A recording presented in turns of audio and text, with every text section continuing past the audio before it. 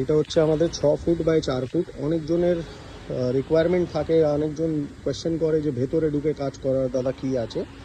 এই ধরনের আপনারা করতে পারেন। 6 ফুট বাই 4 ফুটের দেখতে পারেন, সামনে ব্র্যান্ডিং করা আছে। 3টে বার্নার, একটা ডিপ ফ্রায়ার দেওয়া আছে এর মধ্যে, প্লাস একটা বেসিন। এইটা এন্ট্রি এক্সিট হবে। রং যেহেতু কাছে আমি উঠছি না, স্টোরেজ এরিয়া হয়ে গেল। এইদিকে আপনার পুরো লাইটিং,